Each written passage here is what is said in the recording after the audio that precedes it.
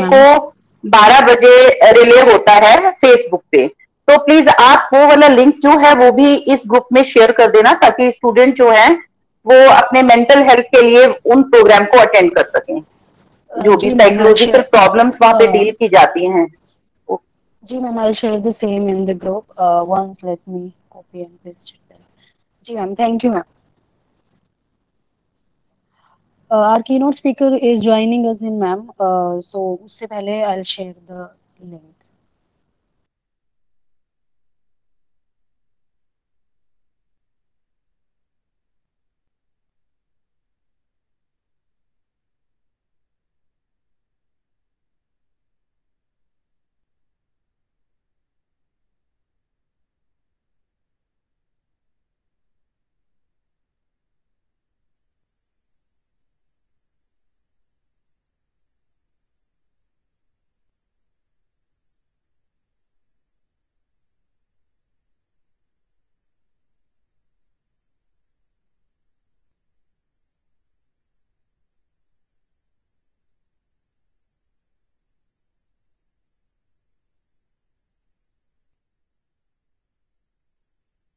I have shared the link, ma'am.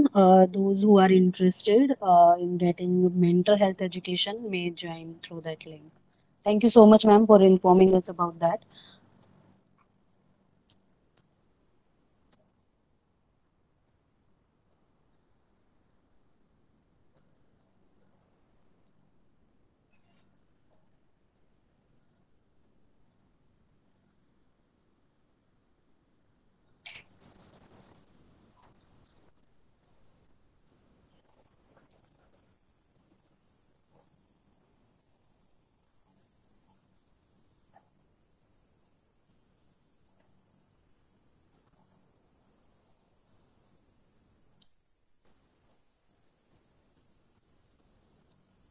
I think our keynote speaker has joined us.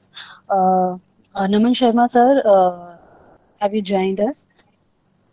Yes, ma'am, I'm there. Good morning. Okay. Good morning, sir. So let us begin with our session formally. Uh, sorry.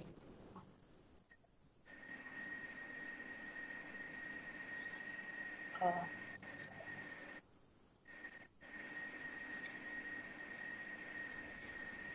Dr. Meenakshi, ma'am, is it-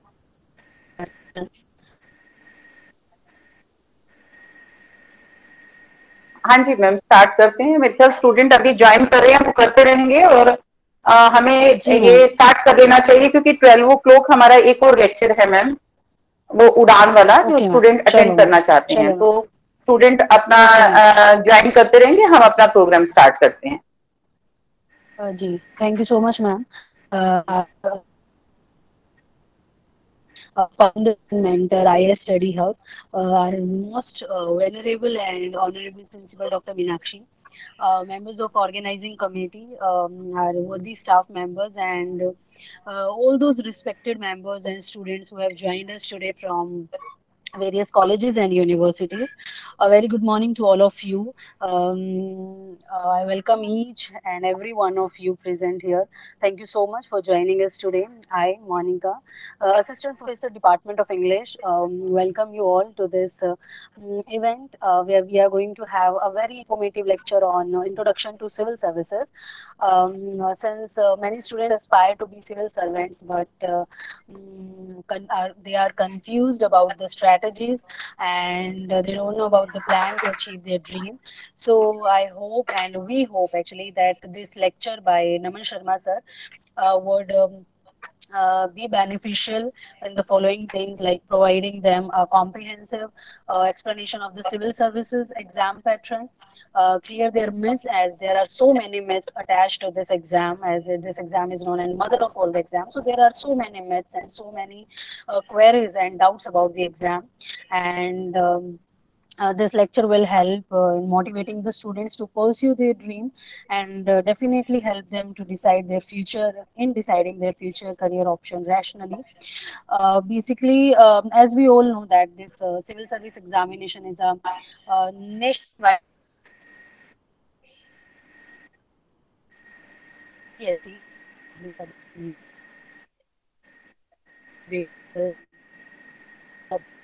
So so many things like Indian Administrative Services, Indian Foreign Service, and Indian Police Services, about which Naman Sharma would tell us clearly. And in this exam is called the exam, as I told. There are so many things like basic understanding of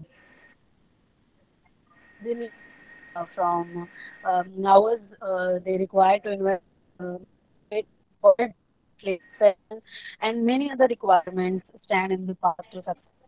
Need to me. And to got the opportunity to hear from the experts on and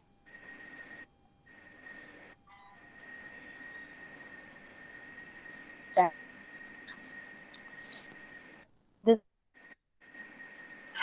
Ma'am, Monica ma'am, you are not audible. Okay, ma'am. Wait, ma'am.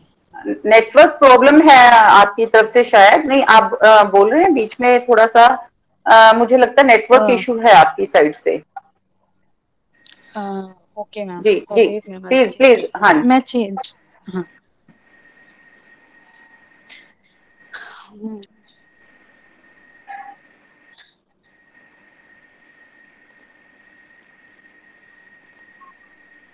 So, without taking much time, I express my deep sense of gratitude to our keynote speaker of today's session for giving his consent to share his views and years of experience with us over here.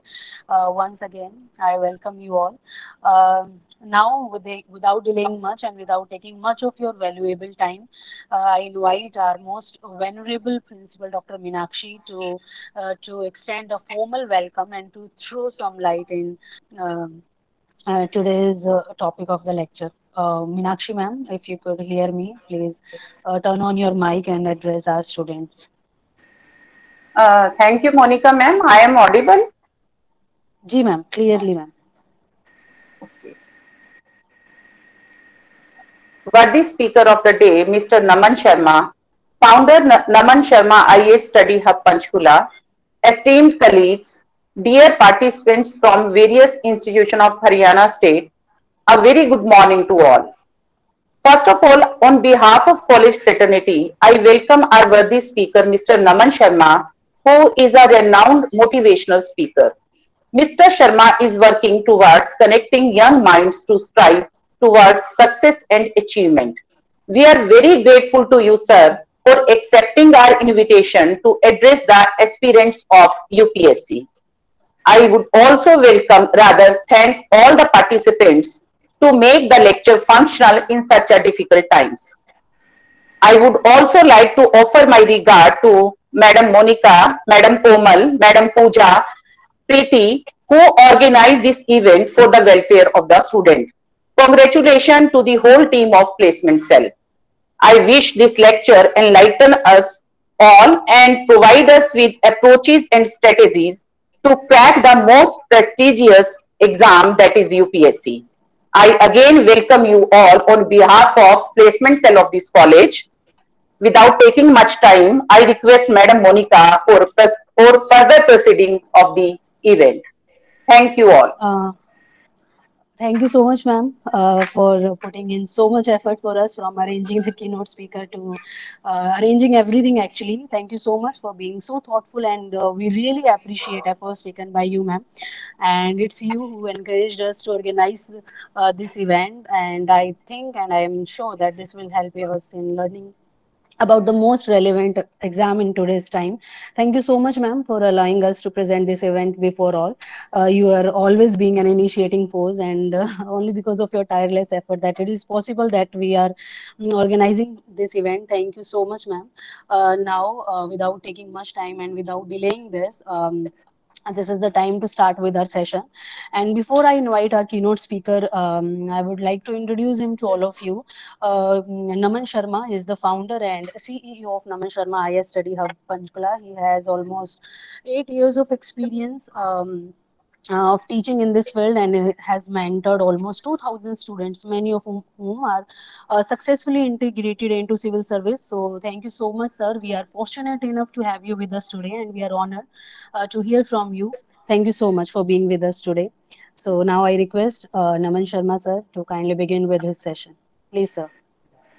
Yeah. Good morning, everyone. I hope I'm audible to all of you. Am I Ji audible? sir, clearly audible. Ji sir, ji sir. Right. So first of all, let me thank Meenakshi ma'am, Monica ma'am, and all the team of the placement cell for giving me this wonderful opportunity. And ma'am, I just want to request one thing. I'm not able to share my screen. Can you give me the access for that? I have to share my So you screen. have all the access. No, actually, Preeti I'll ma'am have to. could help you in this. Preeti ma'am, if I am audible, kindly provide the access to Naman Sharma. Actually, he has entered into this through two systems actually. Right, the other system where the video is not visible, like the other one. Okay. Naman S two Wait, one sir. one two. Right. Wait, sir. I request Preeti ma'am. Preeti ma'am, kindly resolve this. Wait, sir.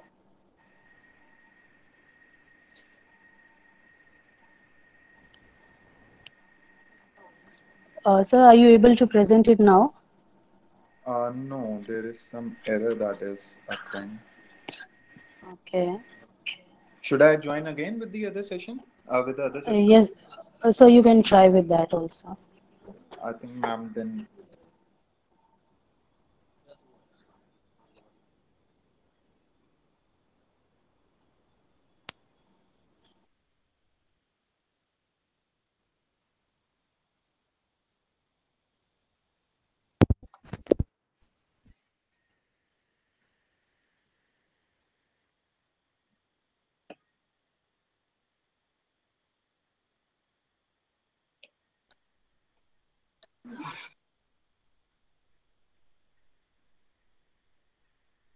Uh, I'm asking for the access.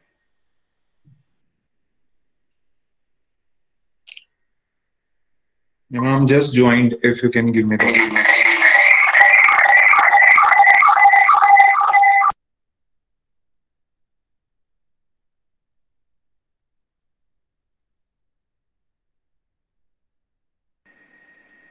Ma'am, this system, Naman S2112 is the email. You have to make me co-host or something to present it.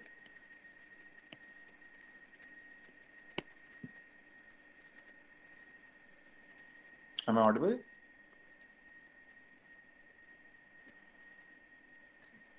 Yes, sir. Ma'am, you just have. Preeti ma'am, Preeti ma'am, Preeti Komal ma'am, आप सुन पा रहे हैं मेरी आवाज?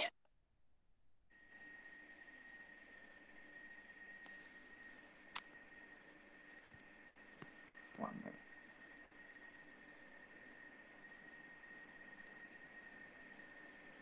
Doctor प्रीति, doctor कोमल, आप मेरी आवाज सुन पा रहे हैं?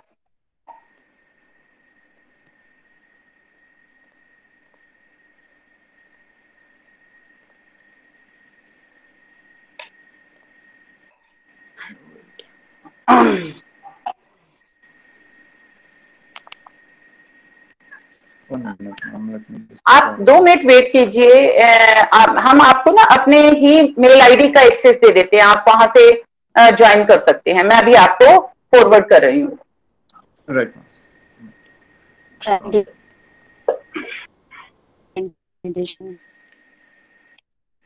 मोनिका मैम, जो मेल आईडी और पासवर्ड है वो मिस्टर नमन को शेयर कर दीजिए आप। वो वहां से ज्वाइन करेंगे तो मुझे लगता है कि वो स्क्रीन शेयर कर पाएंगे अपनी।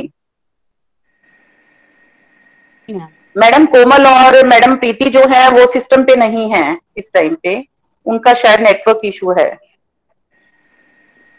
आप कर पाएंगे या मैं अभी बात करती हूँ उनसे? आप इतना सेशन को वैसे स्टार्ट करें जब तक हाँ स्क्रीन शेयर नहीं हो पा रही तब तक, ठीक है? हाँ जी मैम, वही मैं बोल रही थी कि मैं अभी कहती हूँ उनको फोन करके बात कर।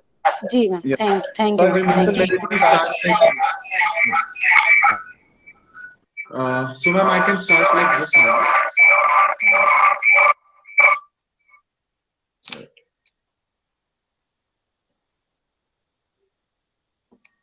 Yeah. So I'm so sorry, students, for all this thing. Let me try if I can present it from here, then it will be good. Yeah, I can do it from here. So wait. wants to share the contents of the screen. No, I'm not able to. Right. Not a problem. Right.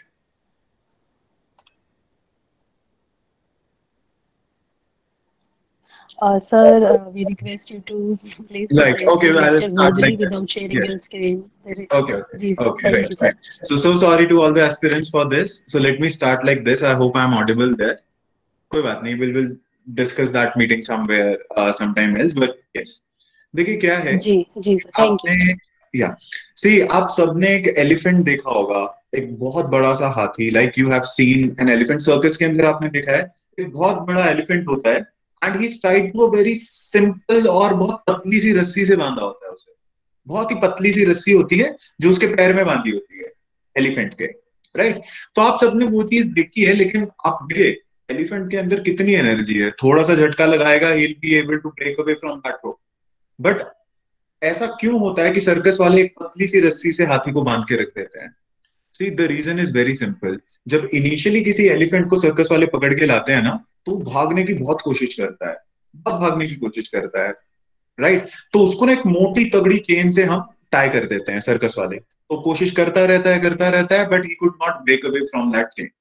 अच्छा, 2-3 महीने के बाद जब हाथी कोशिश करनी छोड़ देता है, वो उस मोटी सी रस्सी को हटा के एक छोटी सी पतली सी रस्सी बांध देते हैं जिसे वो चाहे तो तोड़ सकता है, लेकिन अब वो कोशिश ही करना छोड़ देता है। बस उसे एक दम लगा रहता है क्योंकि there is something tied to my leg, right, इसीलिए मैं इसे ब्रेक करके नहीं आगे जा सकता।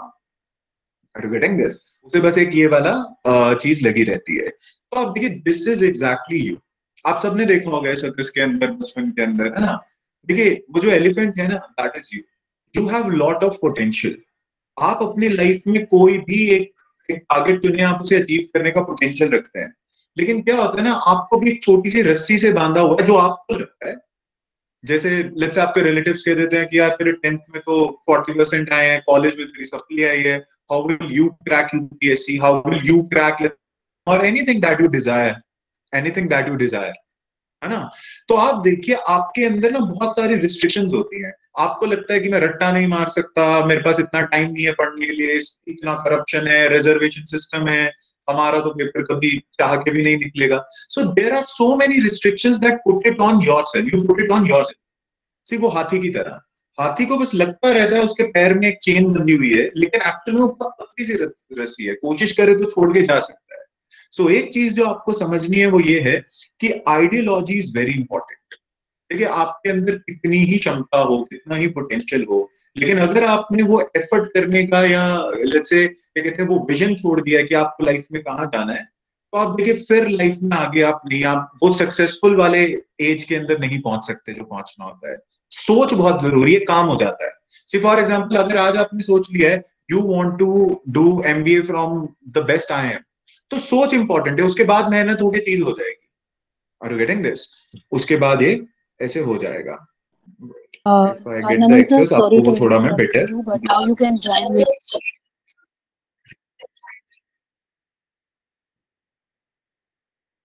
Okay that is wait,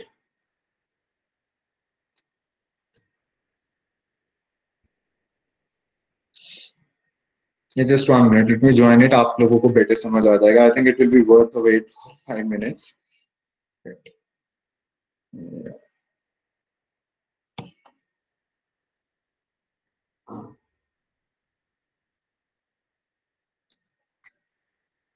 Please send me the meeting ID also. That will be then easy for me.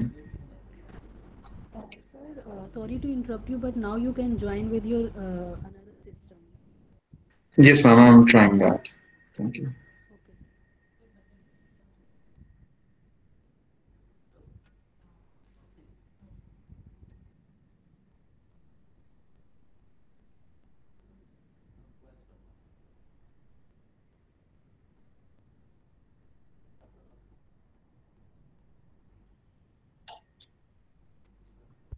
Sir, Yes, ma'am, I'm trying. Just 1 minute.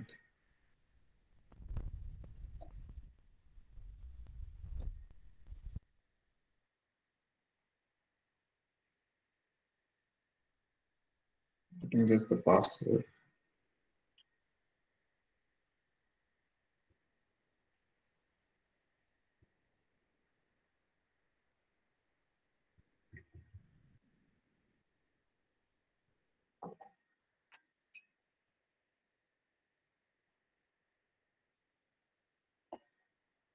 Ma'am, 20, you have to click on 20, anybody who is giving access.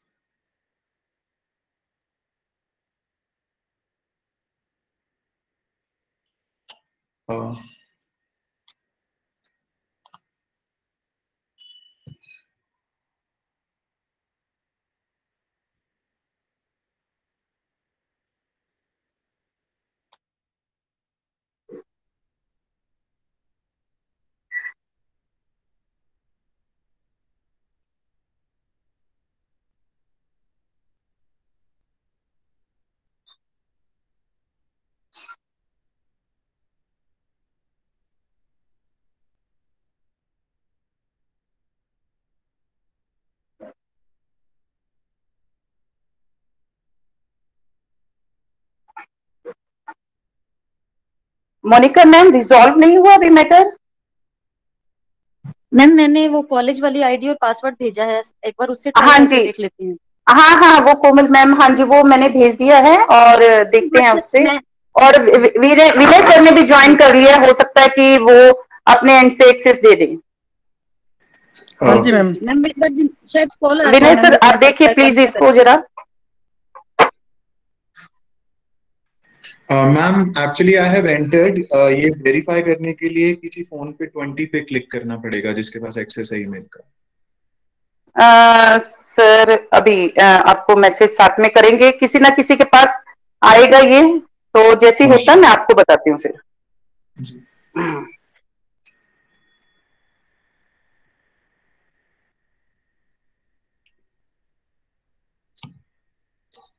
हाँ जी ma'am. Sir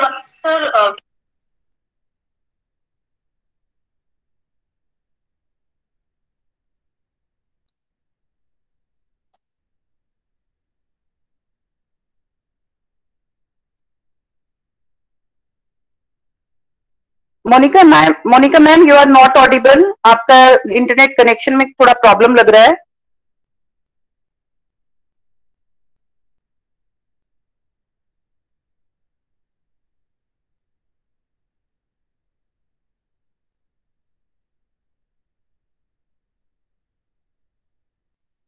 जब तक screen share ना हो, क्या हम general बात कर सकते हैं आईएएस के रिगार्डिंग? आपको लगता है जो स्टूडेंट को हम बता सकते हैं? Yes ma'am, ma'am I can continue with that.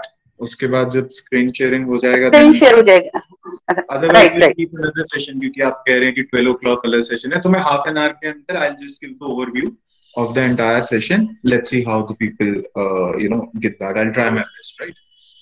जी।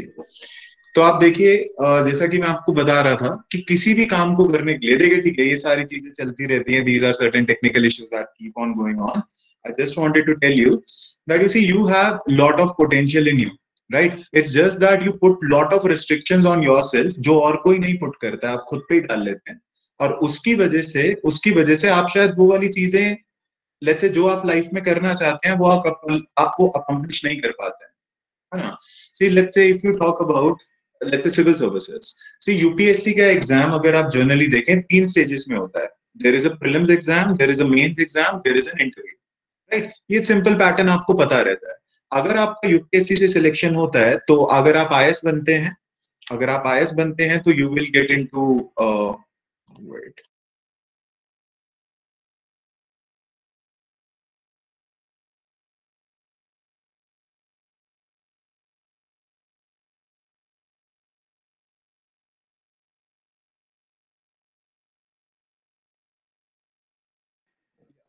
तो बेसिकली व्हाट हैपेंस इज कि अगर आपका आईएएस में सिलेक्शन होता है, तो you will become district collector, DC, और under secretary in certain department. अगर फील्ड प्लेसमेंट होती है तो डीसी बनेंगे। आईआरएस में होता है तो असिस्टेंट कमिश्नर जीएसटी या इनकम टैक्स, और अगर आपका आईपीएस में होता है तो ACP, assistant commissioner of police and all. So India की जो हायर लेवल सिविल सर्विसेज हैं, उसके अंदर सिलेक्शन के लिए there is an exam which is annually conducted by UPSC, जो बहुत सारे लोग एस्पायर करते हैं।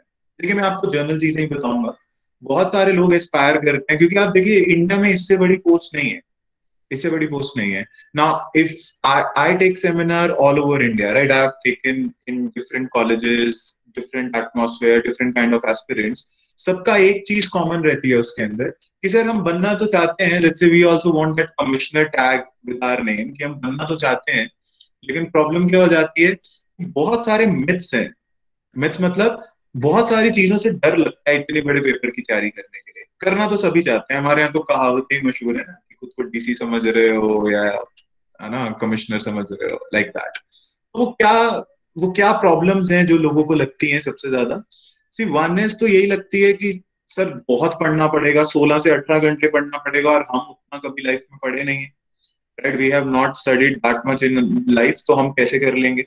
सर हमारा अकेडमिक क्या कहते हैं, अगर आप वो देखें, बैकग्राउंड देखें, तो अकेडमिक बैकग्राउंड की बात करें तो हम कॉलेज के अंदर 40-50% लाते हैं, तो हम पेपर कैसे निकाल पाएंगे, राइट? एक ये डर होता है। एक ये होता है कि सर करप्शन बहुत चलती है, कि जिसके परिवार में आईएएस होता है सिर्फ वही पेपर निकाल पाता है।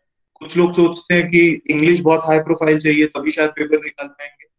तो अब देखिए ये सारी चीजें, या रट्टा बहुत मारना पड़ेगा और हमसे रट्टा लगता नहीं। तो आप देखिए इंडिया में, सी this is your age when you should not think less.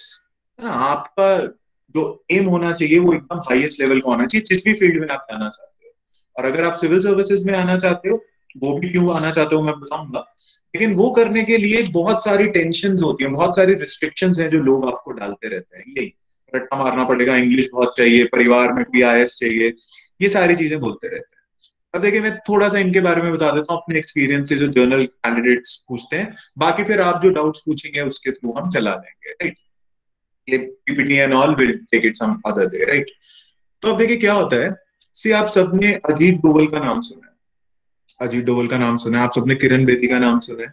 They all are UPSC qualified people, दोनों आईपीएस है, दोनों आईपीएस। अजीत डोवल को तो जेम्स बॉन्ड ऑफ इंडिया भी कहा जाता है। Kiran Bedi is the first IPS officer, right? First women IPS officer जो यहाँ पे बने।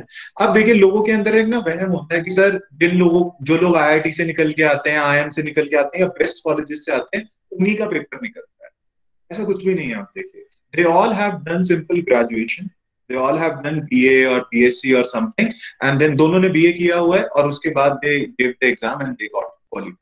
तो पहली चीज तो एक चीज अपने दिमाग से निकाल दो कि टॉप मोस्ट लेवल, लाइक अगर हम अच्छे इंजीनियर हैं, अच्छे MBA कॉलेज से किया हुआ तो ही पेपर निकलता है, ऐसा कुछ भी नहीं होता है। See what you do from now for the exam that matters, एकदम न्यूट्रल एग्जाम है ना। अच्छा आपने सिद्धार्थ चतुर्वेदी का नाम सुना होगा। सिद्धार्थ चतुर्वेदी 3 साल पहले उनकी रैंक आई है 36 यूपीएससी के अंदर, आईएएस के अंदर। he got let's say 6 सप्लीज in his college, 6 सप्लियां थी, उसके बाद पेपर निकालने हैं। मनोज कुमार आईपीएस, उन्होंने अभी एक बुक निकाली है, फेल्ड इन 10th क्लास में फेल, 12th क्लास में फेल, उसके बाद पेपर दिया, आईपीएस बने हुए हैं, अभी डीजीपी हैं। तो आप देखिए वन थिंग जो आपको अपने दिमाग से निकालनी है, what you have done till now. आप कॉलेज में फेल हुए हो, टॉप किया है, क्लास में फेल हुए हो, जो भी किया, that doesn't matter in UPSC examination. ये टोटली एक डिफरेंट टाइप ऑफ एग्जाम है। डिफरेंट टाइप ऑफ एग्जाम का क्या मतलब है, एकदम न्यूट्रल तरीके से एग्जाम होता है। आपसे जो क्वेश्चन पूछा जाता है आपको उसका जवाब देना है, कॉमन सेंस का पेपर है, क्रैमिंग बेस्ड एग्जाम नहीं। आपसे अंडरस्टैंडिंग बेस्ड क्वेश्चंस पूछे जाएंगे। लेट्स से आपसे पूछ लेंगे कि कोविड की मैनेजमेंट सरकार ने कैसे करी। So you have to see, you have seen in the news, you have seen, read in the newspaper, आपको खुद ही आंसर बना के लिखना है। ये वो पेपर नहीं है आपको 2 बुक दे दी, 2 बुक पढ़ा और उसके बाद आप पेपर निकाल लेंगे। No. So one thing that you should remove from your head, that past academic achievement doesn't matter। आप टॉपर हो तो गारंटी नहीं है पेपर निकलेगा, आप फेलियर हो तो ये भी गारंटी नहीं है कि आपका पेपर नहीं निकलेगा। आप आज से क्या करते हैं, that matters। ठीक है ना। इंडिया के अंदर 10th के बाद +1 +2 पेरेंट्स जो कहते हैं आप वो कर लेते हो, आप उनको अपोज तो कर नहीं सकते हो, चाहे आपका मन हो या ना हो। उसके बाद कॉलेज भी उसी के थ्रू आप चले जाते हो।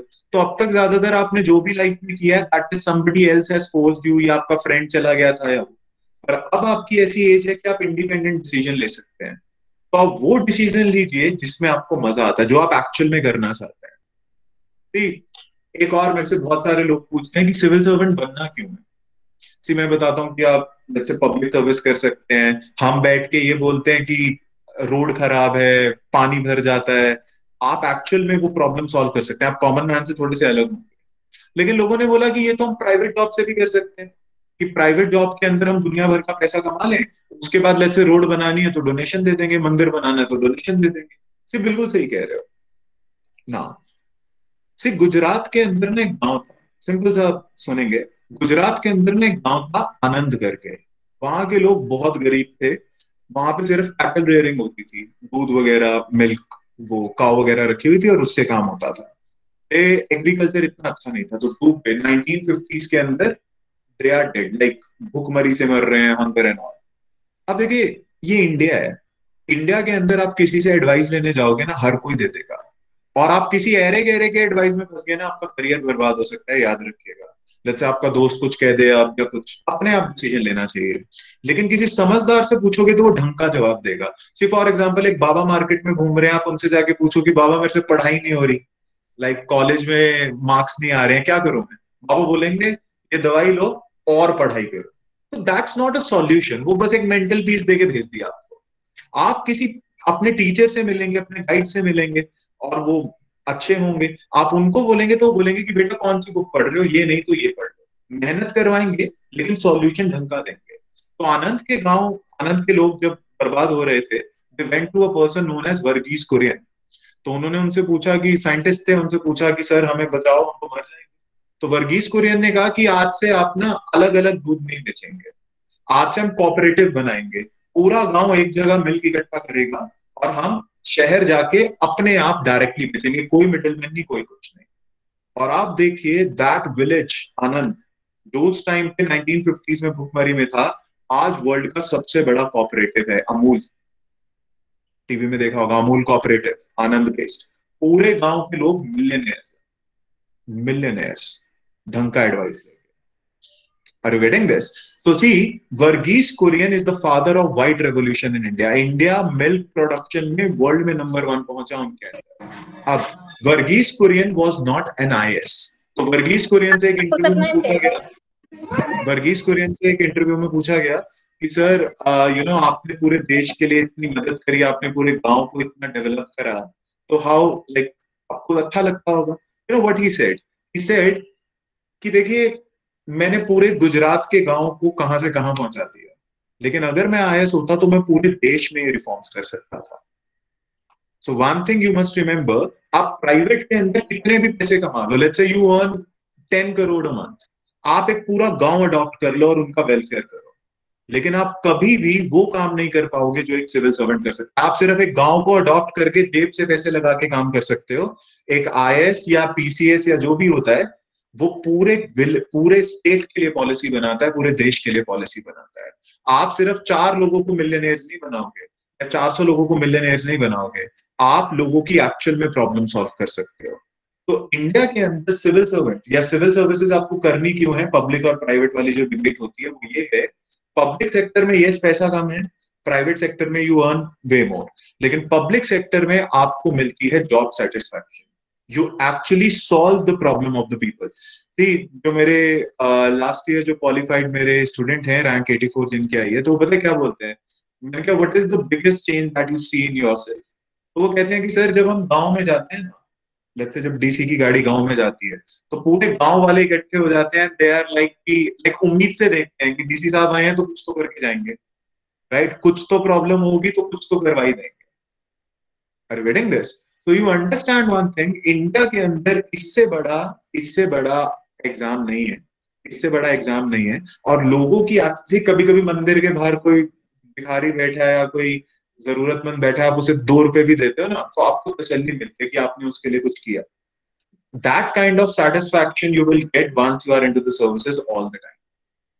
So one myth जो मैंने आपका हटाया वो ये है कि पास्ट एकेडमिक अचीवमेंट मैटर नहीं करती, अब आप क्या करते हो वो मैटर करता है, क्योंकि जिनकी सप्लियां आई हैं उन्होंने भी पेपर निकाला है। आप गूगल कर लीजिएगा, दुनिया भर का मिल जाएगा, मेरी वेबसाइट पे आपको एग्जांपल्स मिल जाएंगे।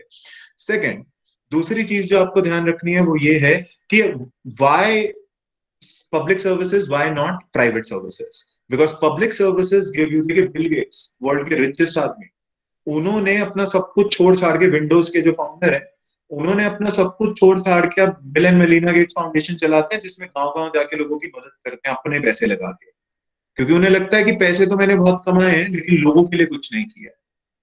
So one is that.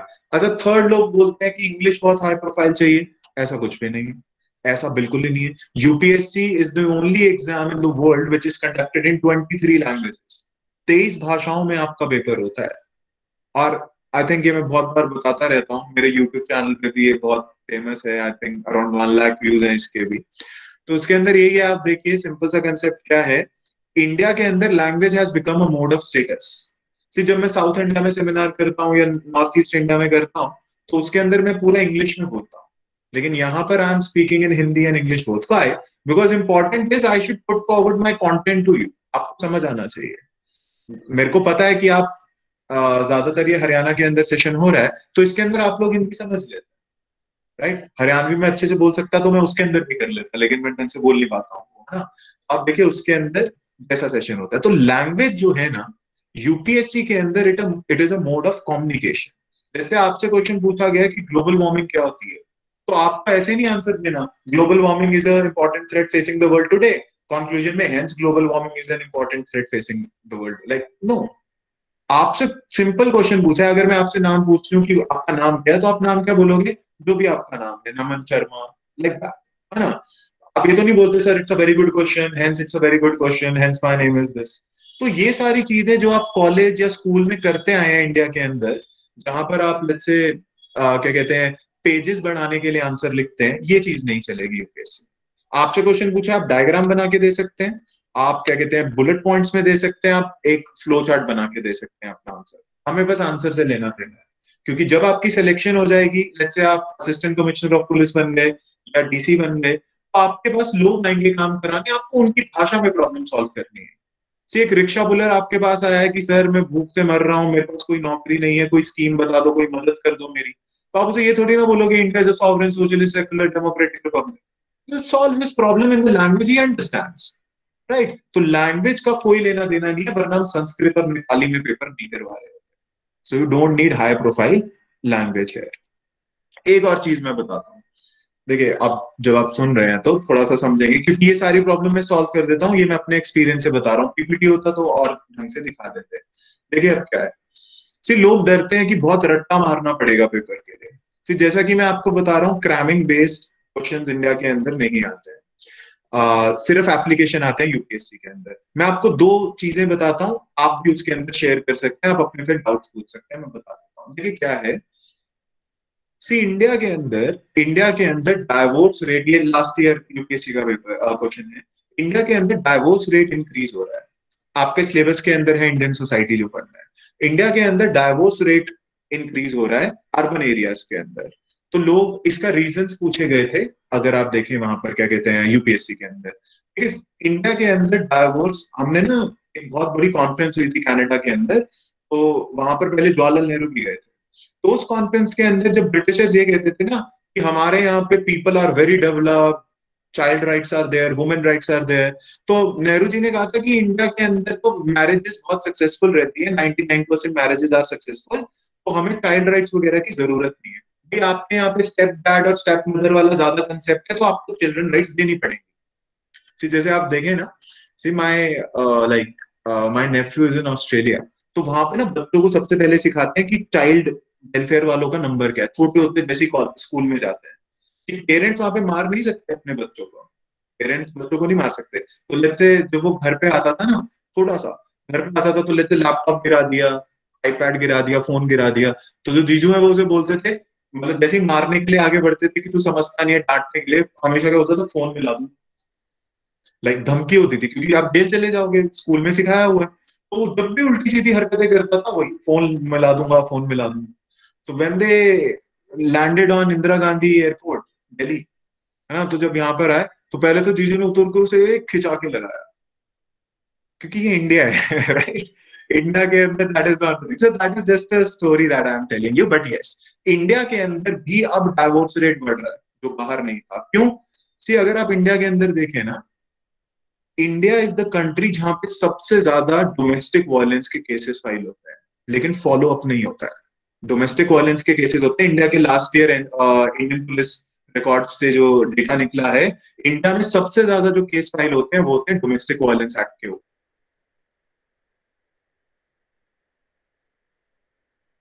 violence and all that stuff. But the problem is they do not have alternative way to, they don't have that occupation, societal pressure भी रहता है। अर्बन एरियाज के अंदर आप लोग जैसे आप पढ़ रहे हैं, तो आप लोग अब पढ़ रहे हैं, तो अब आप सेल्फ, आप इंडिपेंडेंट हैं, आपको ये पता है कि आपको मार्केट में छोड़ते हैं, आप कुछ ना कुछ करके भूखे तो नहीं मरेंगे, आपके पास एजुकेशन है। So you do not tolerate the patriarchal exploitation जो पुराने शायद इंडिया के अंदर या रूरल इंडिया के अंदर देखने को मिलता है। इसीलिए अर्बन एरियाज के अंदर डाइवोर्स रेट बढ़ रहा है।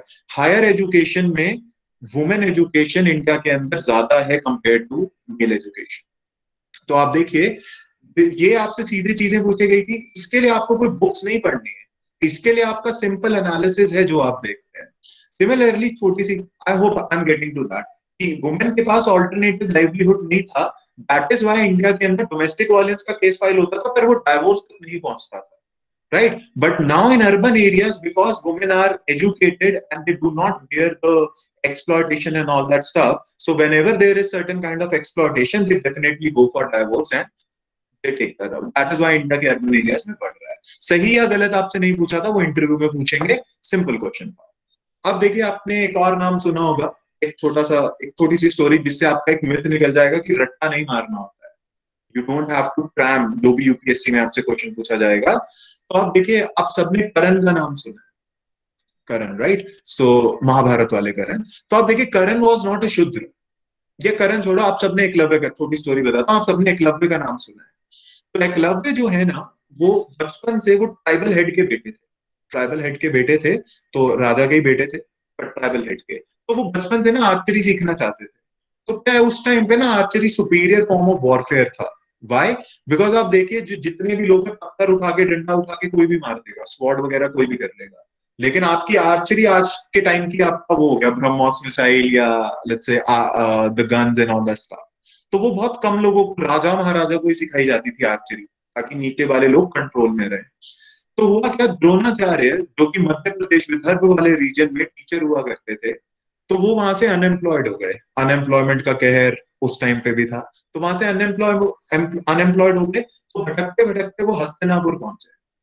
सी यू ऑल नो हस्तिनापुर, हम कुरुक्षेत्र और करनाल की बात कर रहे हैं, तो यहीं पर है। अब देखिए, हस्तिनापुर जब वो पहुंचे तो उन्हें धृतराष्ट्र मिले, और धृतराष्ट्र और वो क्या कहते हैं अपने भीष्म पितामह, उन दोनों ने उसको रिक्रूट कर लिया as a guru teacher, as a teacher for Hastinapur clan. और उन्होंने उससे प्रॉमिस ले लिया कि तुम अपनी टीचिंग सिर्फ कुरु क्लैन को दोगे, दैट इज पांडव्स और कौरव्स, सिर्फ उनको पढ़ाओगे। तो एक बार जब आश्रम में द्रोणाचार्य बैठे थे, तो एकलव्य उनसे मिलने आया। मुश्किल से आधा एक मिनट मिला होगा। कहता है कि सर मेरे को आर्चरी सिखा दो। तो द्रोणाचार्य कहते हैं कि यार मैंने ना प्रॉमिस दिया हुआ है, मैं वचन नहीं तोड़ सकता हूँ, तो मैं तुझे नहीं सिखा सकता हूँ क्योंकि तुम कुरु क्लैन के नहीं हो। तो एकलव्य कहते हैं ठीक है, आशीर्वाद दे दो, मैं खुद सीख लूंगा। आशीर्वाद लेते हैं, चले जाते हैं। मुश्किल से 1-2 मिनट मिले थे, 1-2 मिनट। अब आर्चरी के लिए आप देखिए, सबसे इंपॉर्टेंट है आपकी आई साइट, आपका कंसंट्रेशन लेवल सही होना चाहिए। क्योंकि अगर आप देखें, हवा चल रही होती है, आपको सारी चीजें ध्यान से देखनी होती है। आर्चरी इज वेरी डिफिकल्ट, अब अभी ट्राई कर लेना, बहुत डिफिकल्ट है। तो हुआ क्या, द्रोणाचार्य ने जितने भी वहां पर पांडव और कौरव थे, उन सबको बोला कि मैं ना सुपीरियर फॉर्म ऑफ आर्चरी सिर्फ उसे ही सिखाऊंगा जो ये टेस्ट पास करेगा। तो उन्होंने कहा कि पेड़ पे ना चिड़िया बैठी थी, तो उन्होंने बोला, सबको बोला कि उसकी ओर देखो और मेरे को बताना आपको क्या दिख रहा है। दुर्योधन कह रहा है कि मेरे को पेड़ दिख रहा है, भीम कह रहा है मेरे को आम दिख रहा है। अच्छा, अर्जुन से पूछा तो Arjun was just looking, he didn't reply, क्योंकि कॉन्सेंट्रेशन में था वो। तो द्रोणाचार्य ने जब तीसरी बार हिला के पूछा कि क्या दिख रहा है, ही सेड मेरे को सिर्फ आंख दिख रही है। और तब उन्होंने पूरे इंडिया में ढिंडोरा पीट दिया कि वर्ल्ड का सबसे बड़ा आर्चर या सबसे बड़ा वॉरियर में अर्जुन को बना। तो अर्जुन बहुत पावरफुल हो गया। अब एक दिन क्या होता है, तो छोटी सी, जस्ट 2 मिनट, आई नो आप कुछ लोग बोर हो रहे होंगे, पर समझिए ये बहुत इंपॉर्टेंट है। 2016 के अंदर पूछा गया है, राइट? अब देखिए क्या होता है, तो एक दिन ये पांडव और कौरव जो होते हैं जंगल में शिकार करने जाते हैं, और एक डॉग साथ लेके जाते हैं। डॉग पहले लेके जाते थे, वो जानवर पहले पहचान लेता था। तो एक ब्लैक कलर का डॉग था, बाक कर रहा था, बहुत तेज भौंक रहा था, और वो इनके साथ आगे जा रहा था। अब सडनली जब ये जंगल में पहुंचते हैं, डॉग थोड़ा आगे भाग जाता है और उसकी बाकिंग रुक जाती है, भौंकना बंद कर देता है, भौंकना बंद कर देता है। तो ये लोग सारे ना अलर्ट हो जाते हैं, या तो कोई बड़ा जानवर मिल गया जिसने उसे मार दिया, या इसने किसी जानवर को मार दिया। अच्छा, जैसे ही ये आगे जाके देखते हैं, एक सी महाभारत में लिखा है ब्लैक एज अ पैंथर, एक लंबा चौड़ा बच्चा पूरा ब्लैक कलर का, जैसे महाभारत में लिखा है, पैंथर जैसा दिखता हुआ, आर्चरी पकड़े हुए, तीर कमान पकड़े हुए, और उसको उनकी ओर इशारा कर रहा था, क्या कहते हैं, पांडव्स को देख रहा था। दे वर स्कैर्ड। और नीचे डॉग को देखते हैं, डॉग मरा नहीं था, डॉग के मुंह के अंदर बैक टू बैक 5-10 तीर डाले हुए थे। आप देखिए उसकी आर्चरी किस लेवल की होगी, जिसने एक मूविंग ऑब्जेक्ट के बार्किंग फेस के अंदर बैक टू बैक एक तीर नहीं 5-10 तीर मार दिए।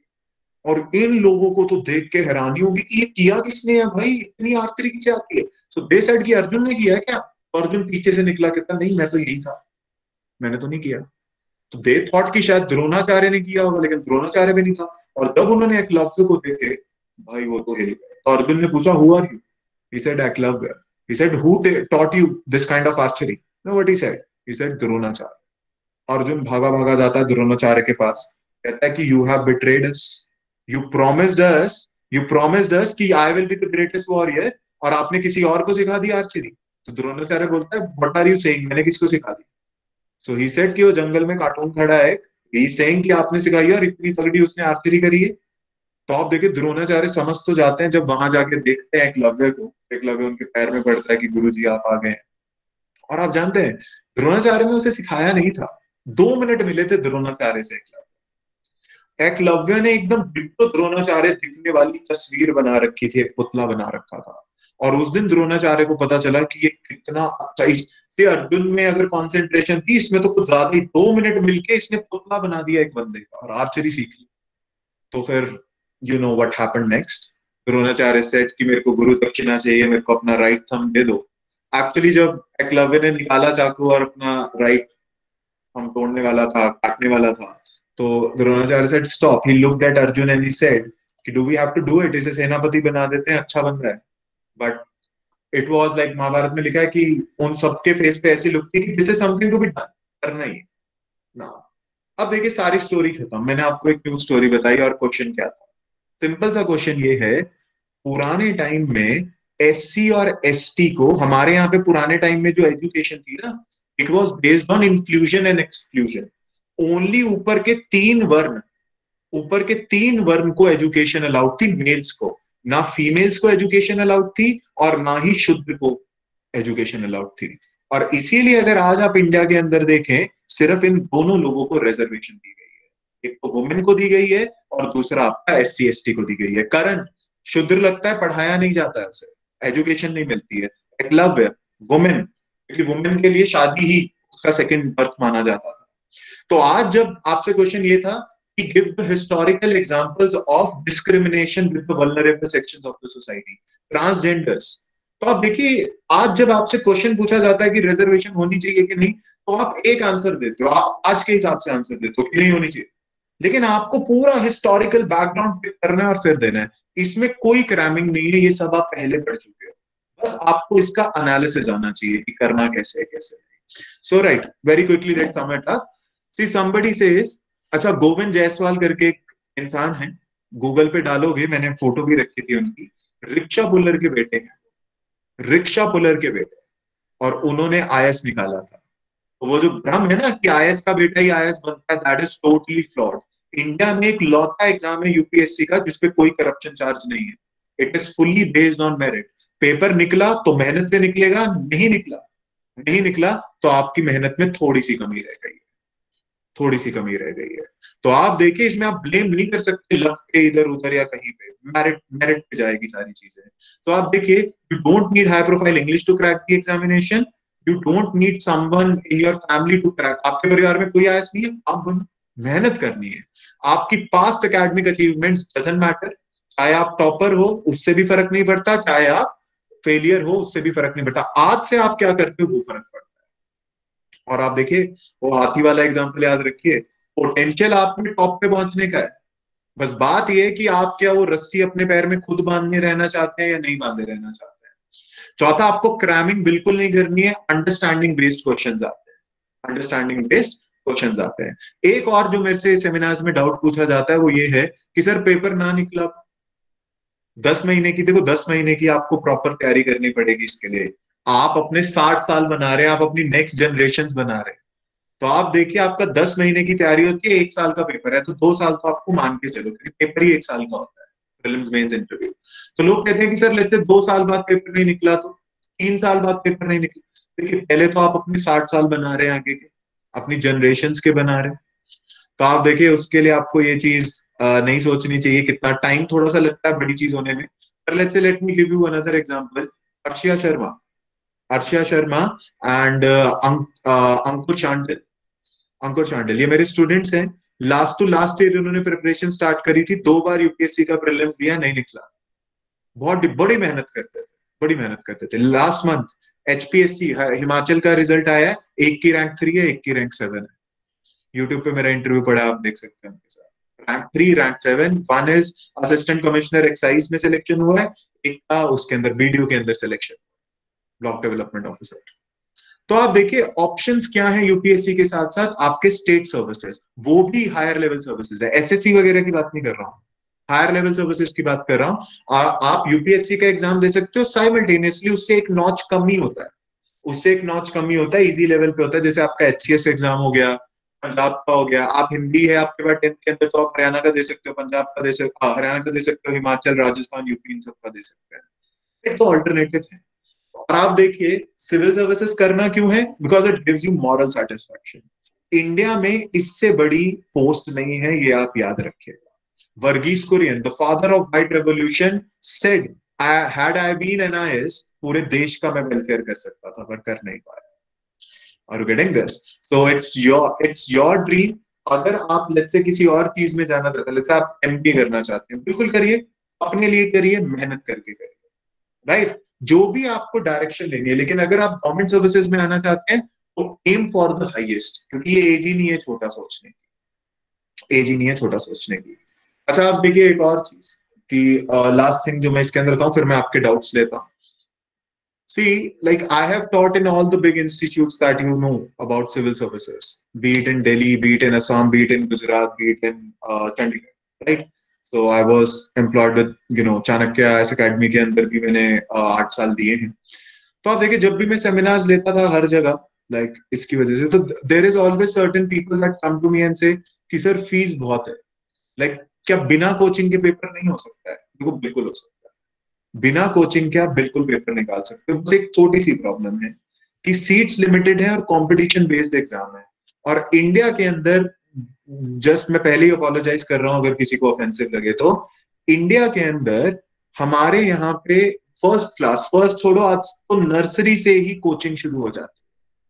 सी, first class, second class, third class, fourth class, fifth class, इन सारे क्लास के अंदर आप ट्यूशन जाते हैं या कोचिंग पे जाते हैं। इंडिया का एजुकेशन सिस्टम ढंग से रिफॉर्म नहीं हुआ।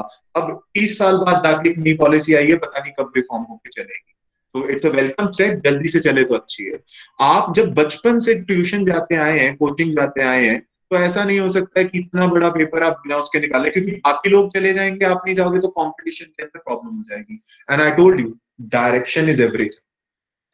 पढ़ने के लिए बहुत सारी चीज है, लेकिन अगर आप सही डायरेक्शन में नहीं पढ़े तो आप भटक सकते हो। महाभारत से you take away Arjun, you take away Lord Krishna, Pandavs will not be able to do anything in the Mahabharat.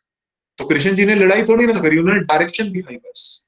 तो डायरेक्शन बहुत इंपॉर्टेंट है, और क्योंकि एजुकेशन सिस्टम थोड़ा सा उसमें में गया और ये पेपर एकदम अलग तरीके से डिमांड मांगता है, तो इसीलिए जब तक रिफॉर्म्स ढंग से नहीं होते एजुकेशन की, कोचिंग शायद जरूरी पड़ेगी आपको, क्योंकि वरना आप पढ़ते पढ़ते भटक सकते हो। आपको पेपर निकालना है, पीएचडी नहीं करनी है, वो है।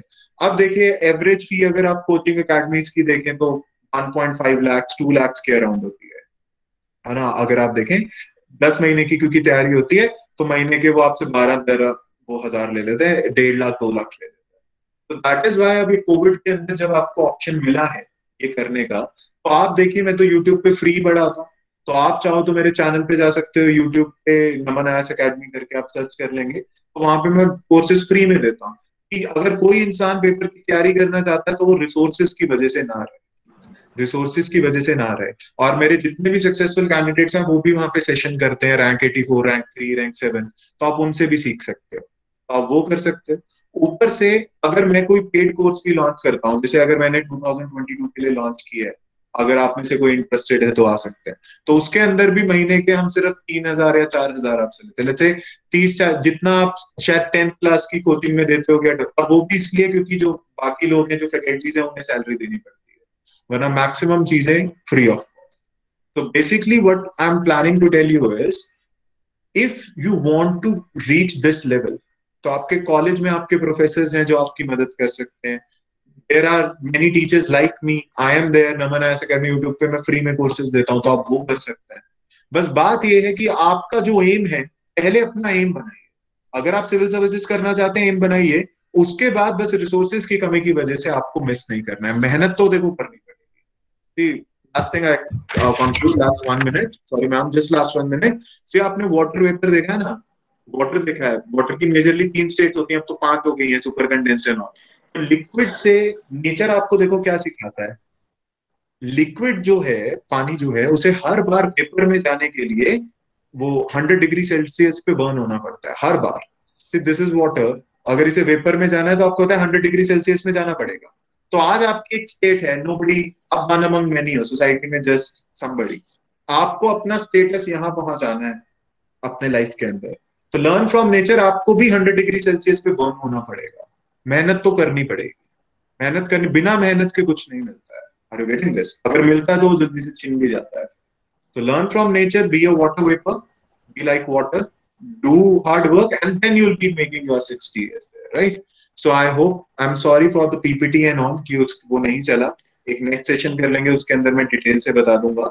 But do check out the YouTube channel and all. मैं मैम को लिंक दे दूंगा. अगर आप पढ़ना चाहते हैं, कुछ और देखना चाहते हैं, वहाँ पे मिल जाएंगे. And I hope I was of some info. The session was of some information to you. Thank you, ma'am. And thank you so much, sir. It's really nice hearing you, and your views on the topic were outstanding and incredible. And your years of experience were reflecting in your words. Thank you so much, and I hope information provided by you will be worthwhile for all of us, and the level of our wisdom will reach to new heights. Now. Your lecture was short, crisp, and informative. Thank you for that, and sorry for the inconvenience on our part. You don't have to apologize for that. Now we have our query session. Anyone having any query or doubt related to the topic, please feel free to share it with us. Any student has any doubt or any query, don't hesitate in sharing it with us. It would be our pleasure to answer your query and questions and have your doubts cleared. Anyone who has any query to the topic, related to the topic. You can turn on your mic one by one and ask your question.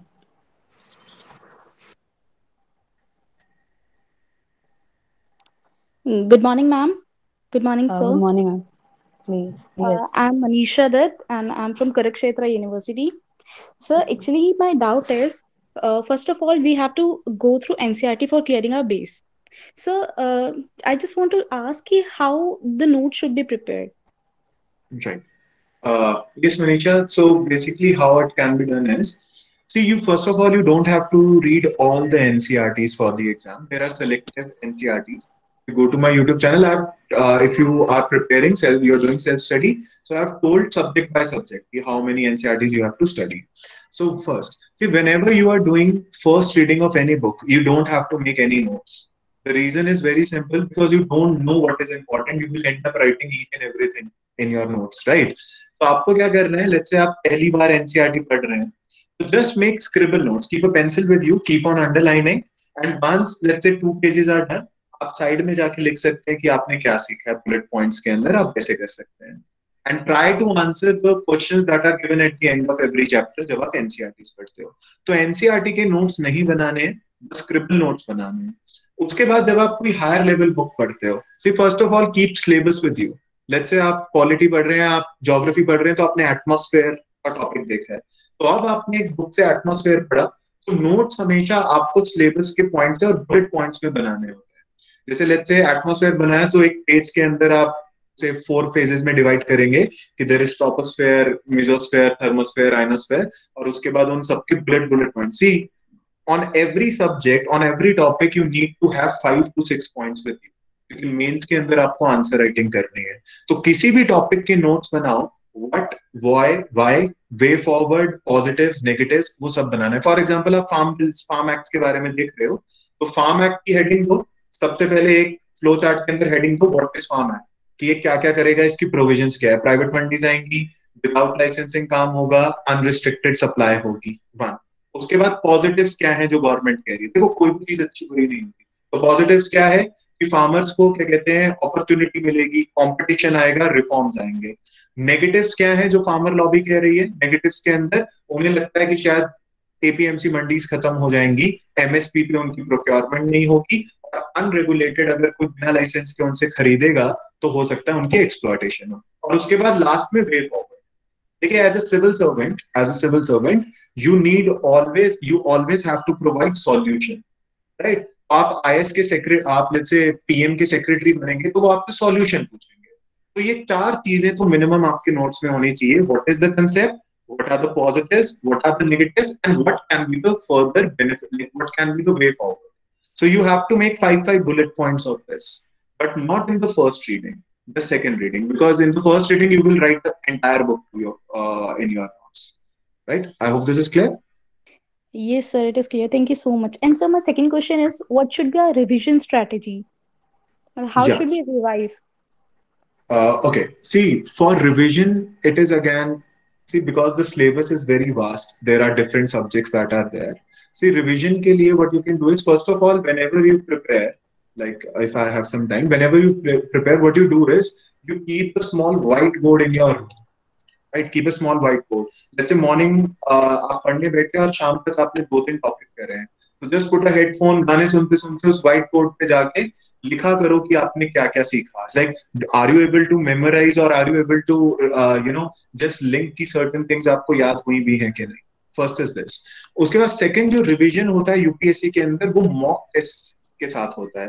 जैसे there is a mock test, आपने polity के 10 chapters पढ़े हैं, तो first 2 chapters का आप एक mock test देंगे, और क्वेश्चन बेस्ड रिवीजन होता है यूपीएससी के अंदर।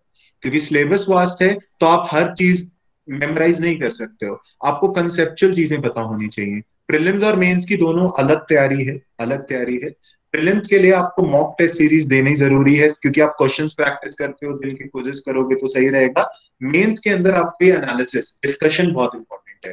लाइक आपको फार्म बिल की 4 पॉइंट पता है, मेरे को 5 पता है, तो वो मिल के आंसर बनेगा। सो रिविजन आपकी ऑटोमेटिकली हो जाएगी when you 5 to 6 times you revise your notes. But yes, for prelims you have to attempt MCQs so that you are able to see, okay, I know this concept or not. For mains you have to have discussion with your friends or let's say your mentor while writing your answers, right? That is the strategy. First of all, don't focus on revision. First of all, focus on finishing the syllabus and then we'll focus on revision, right? Okay, so thank you so much. Thank you so much, ma'am. I hope your queries are resolved. Thank you so much, sir.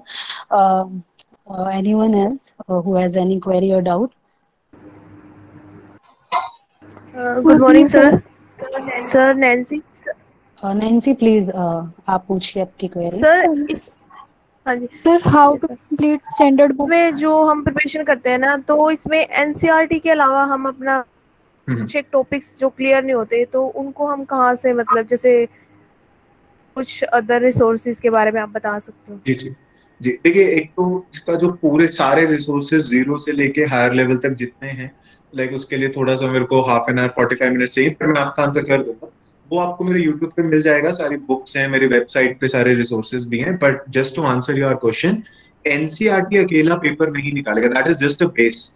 किसी भी चीज को करने के लिए 3 चीजें चाहिए होती हैं, there is base, building and beauty. एक तो फाउंडेशन होती है, फिर उसके ऊपर बिल्डिंग बनती है, और ब्यूटी क्या होती है मैं वो बताता हूँ, ठीक है। एनसीईआरटी सिर्फ आपका बेस बनाएगा। लेट्स से आपको पॉलिटी पढ़ना है तो आपको ये बताएगा कि राइट्स क्या होती हैं, लिबर्टी क्या होती है, ये सारी चीजें बताएगा। तो एक बार एनसीईआरटी पढ़ लिया स्क्रिबल नोट्स बना के, उसके बाद एक हायर लेवल बुक पढ़नी है जो आपकी कंसेप्चुअल क्लैरिटी करेगा। जैसे आप लक्ष्मीकांत है, श्री राम है, या नोट्स हैं इंस्टीट्यूट्स के, तो आपने वो बिल्डिंग वाला कंसेप्ट क्लियर कर लिया, लेकिन गारंटी नहीं है पेपर निकलेगा। Last step is beauty. See for example analysis.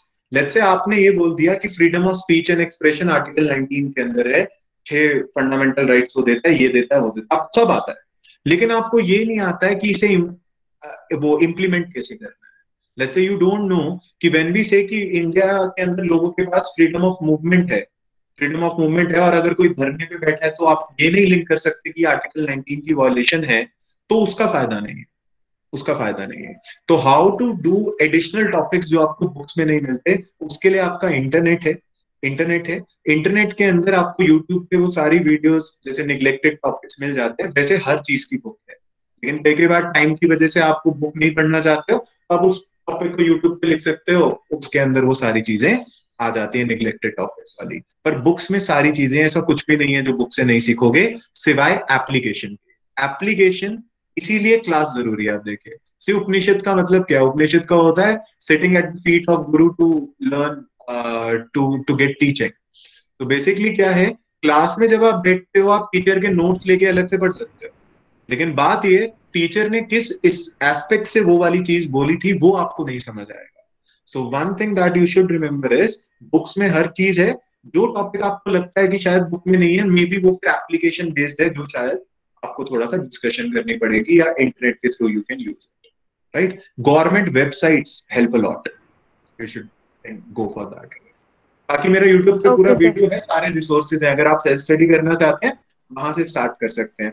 एक पूरा ज्योग्राफी का कोर्स फ्री भी पड़ा है, सर वो आप वो भी देख सकते हैं। आप मुझे शेयर कर दीजिएगा sir, I will share that in our groups. या मैं वो कर दूंगा, नहीं तो गूगल पे सर्च करेंगे नमन शर्मा आईएएस तो भी आ जाएगा, या यूट्यूब पे नमन आईएएस एकेडमी, उससे भी आ जाएगा। Okay sir. जी, anybody else? Okay sir, thank you sir, all the best. Good morning sir. Good morning sir, standard books कैसे कंप्लीट करने हैं? लाइक पॉलिटी के एम लक्ष्मीकांत है, पहले वो कंप्लीट करनी है या साइमल्टेनियसली हिस्ट्री और ज्योग्राफी भी साथ चलानी है standard books? No, when you first time start preparation, you have to study one subject at one time. One subject at one time, जिसके अंदर आप let's say अगर आप पॉलिटी कर रहे हैं तो पहले पॉलिटी कंप्लीट करेंगे, उसके बाद you will shift to another subject. That is why we have 10 months of proper preparation. ये एनालिसिस बहुत जरूरी है। अगर आप दो सब्जेक्ट्स देखिए, मेंस कभी जैसे Manisha also asked the doubt ना कि रिवीजन का वो कैसे करना है, तो सबसे बड़ी प्रॉब्लम क्या होती है, मेंस के अंदर आंसर राइटिंग इंटरलिंक्ड होता है। लेट्स से आपसे अगर कोई पूछ ले इंडो यूएस रिलेशंस बताओ, तो खाली आईआर का क्वेश्चन नहीं है, इसमें आपको पॉलिटी, हिस्ट्री सब कुछ ऐड करना है, ठीक है, कि पोखरन के बाद सैंक्शंस वगैरह लगती थी वो सब। लेकिन जब आप स्टार्टिंग में सारे सब्जेक्ट्स एक साथ पढ़ोगे तो आपको किसी की भी क्लैरिटी नहीं मिलेगी। पहले आप 7-8 मंथ्स इंडिविजुअल सब्जेक्ट्स कंप्लीट करें, उसके बाद उसकी इंटरलिंकिंग करना स्टार्ट करेंगे, के बाद उसका इंटरलिंकिंग करना स्टार्ट करेंगे, अदरवाइज आप कंफ्यूज हो जाएंगे। तो one subject at one time. NCERT में भी सेम स्ट्रेटेजी है? Same. If you are studying polity NCERT, then study polity की हायर लेवल बुक। ऐसे नहीं करना है कि पहले पॉलिटी की एनसीईआरटी पढ़ देते हैं, फिर ज्योग्राफी की, फिर हिस्ट्री की, उसका फायदा नहीं है। एक सब्जेक्ट की पहले एनसीईआरटी, फिर हायर लेवल बुक, फिर उसके क्वेश्चंस अटेम्प्ट करेंगे, सेकंड सब्जेक्ट, थर्ड सब्जेक्ट, ऐसे चलेगा। Okay sir, thank you sir. Okay. Is there anybody else who has any query related to the topic? Hello, good afternoon, sir. Good afternoon. Ji Deepali. I want to ask you a question. Like, ranks are based on the marks obtained in optional subject. So, how to choose best optional? Like, we are in commerce stream. Okay. See, basically, अगर आपका background ही है किसी subject का, and you think that you can, you just see, देखिए कहते हैं UPSC का officially notification में लिखा है कि बीए लेवल एक्स क्वेश्चंस पूछे जाएंगे, पर एमए लेवल क्वेश्चंस आते हैं। तो अगर तो आपने किसी कोर्स में एमए किया हुआ है तो आपको कोचिंग की भी जरूरत नहीं है, उसी लेवल के क्वेश्चंस आपको मिलेंगे, ठीक है, college notes will be sufficient. लेकिन अगर आपको कोई फ्रेश ऑप्शनल चूज करना है, लेट्स से आपने कॉमर्स किया हुआ है लेकिन आपको लगता है समहाउ कि you won't be able to answer जो क्वेश्चंस आते हैं यूपीएससी में, तो लेट्स से आपने पॉलिटी पढ़ना स्टार्ट किया, फिर हिस्ट्री पढ़ा, फिर ज्योग्राफी, जिस सब्जेक्ट में आपका इंटरेस्ट आया, लेट्स से आपको एकलव्य की स्टोरी में मजा आ रहा है, आपको ये डाइवोर्स रेट, अनएम्प्लॉयमेंट, पॉवर्टी की चीजों पढ़ने में इंटरेस्ट लगता है, तो you choose sociology. See, optional हमेशा अपनी प्रिपरेशन स्टार्ट करके 2 महीने के बाद चूज करना चाहिए जिसमें आपको इंटरेस्ट लगे। ज्योग्राफी लेना है, पॉलिटिकल साइंस लेना है, पॉबैड लेना है, या सोशियोलॉजी लेना है, क्योंकि in those 2 months you come to know कि आपका इंटरेस्ट ज्यादा पढ़ने में किसका मदद होता है। क्योंकि देखिए ऑप्शनल, ये जैसे आपने बोला, रैंक आपकी ऑप्शनल बनाएगा, पेपर तो आपका जीएस निकाल देता है, लेकिन रैंक आपका ऑप्शनल बनाएगा। अगर आपने कॉमर्स बैकग्राउंड है तो एडवाइस तो यही रहता है कि आप वही पिक करें, लेकिन ऐसा कुछ नहीं है। लाइक अगर किसी ने इंजीनियरिंग करी हुई है तो वो सारे सोशियोलॉजी, पॉबैड वगैरह ही लेते हैं, कोई उसके अंदर इशू नहीं है। पर 2 महीने पहले आप 2-3 सब्जेक्ट्स पढ़ो, ताकि आपको क्लियर हो आपका इंटरेस्ट किसमें, क्योंकि क्वेश्चन मैंने फिर से बता दिया बुक से नहीं आएंगे, अंडरस्टैंडिंग बेस्ड क्वेश्चन आएंगे, ये एक ट्रिक है इसके अंदर, right? I hope that is clear. Okay, sir. Thank you, sir. And see, to all the Thank you. students, I can, yes, sorry ma'am, 1 minute. And to all the students, I can just say, you can all join me on that YouTube thing. वहाँ पर आप सारे doubts में detail में ले सकते हो, right? वहाँ पर हम डिटेल में करेंगे और आपको कोई प्रॉब्लम नहीं है. Yes, sir. Here we have limited time. We have another हाँ, यहाँ lecture. पे लिमिटेड टाइम है एंड लाइक न्यूज़पेपर कैसे पढ़ना है, कौन सा पढ़ना है, नोट्स जी कैसे जी जी बनाने there हैं, are so many things वो which सारी are चीजें which वहाँ need पे to be कवर्ड है, clear. राइट? जी जी जी तो all those who are interested in clearing their doubts they can join. Sir आप वो please मुझे भेज देना, मैं आपको वो जी मैं लिंक शेयर कर देता हूँ. हाँ वो वहाँ से ज्वाइन कर लेंगे. Sir I think doubts are clear. Thank you sir. And now sir, do you want to take any more queries? Ma'am, only the time you have some time Yeah. for the session. Yes, I yes, don't have sir. any. We have limitations. Yes, sir. We'll, Thank you so much, sir. actually, ma'am, I want to request this. I'll request to Meenakshi, ma'am. Ma'am, please, if we can have another session because we didn't have the PPT and all. So a lot of doubts we can clear. Sure, sir. Sure, sir. We before you, we are interested in taking another session from you. No, So there we request you to I'll kindly make provide sure another I'll session for follow our up from students. here, like newspapers and जी all. जी Right? जी जी.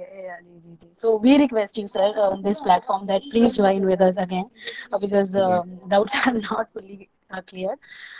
Chalo. Now I request Komal ma'am, Assistant Professor, Department of Commerce, to present vote of thanks to our resource person and our speaker, Naman Sharma. Komal ma'am, if you can hear me, present your vote of thanks. Thank you, Monica ma'am. Thank you, Monica ma'am. Am I audible? Yes, ma'am. जी ma'am, clearly audible. Okay, thank you, ma'am. Honorable key speaker, Mr. Naman Sharma, founder, mentor, IAS Study Hub, respected principal, ma'am, Dr. Meenakshi, Chief Doctor, Mrs. Birinder Kaur, worthy colleagues, members of organizing committee, and dear participants, very good afternoon to you all. It is a great honor and privilege for me to propose the vote of thanks on this day. So on behalf of college fraternity, firstly, I would like to express my deep sense of gratitude and thankfulness to our highly esteemed and most dynamic resource person, Mr. Naman Sharma sir, for sparing his valuable time and making all of us aware about the most prestigious examination of the nation, that is the Civil Services Examination, associated myths with this examination, and providing us the right guidance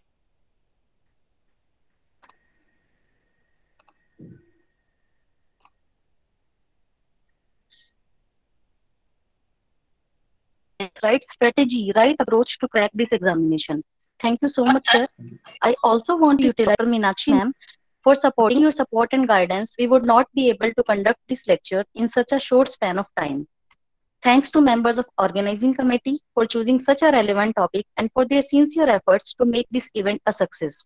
Special thanks to Monica ma'am, convener of Placement Cell, for hosting this event brilliantly and for creating such an interactive environment for all the participants. I also want to take this opportunity to thank our media persons for evincing their interest in covering our events that are being conducted from time to time. Last but not the least, I want to thank all dear participants from various institutions all over the Haryana for engaging with us, showing immense patience and interest in attending the lecture. I hope we all will be benefited with this. Thank you once again. Thank you all. Thank you so much, sir. You have shared the link in chat box, so you can copy it from there. Thank you so much, sir, and we hope that we are able to see each other again. And thank you so much, sir, for this session. Thank you. Thank you. Monika ma'am, सभी participants एक बार अपना camera on कर लेंगे तो हमारे पास एक screenshot हो जाएगा. Acha, so I request all the participants to kindly turn on their camera and give us opportunity to capture you all.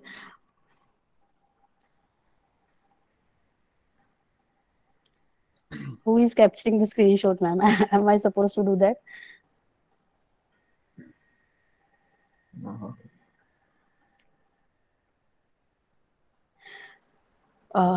Thank you so much. Thank you so much, sir. Now you are free to leave the meeting. Thank you. Thank you. Thank you, ma'am.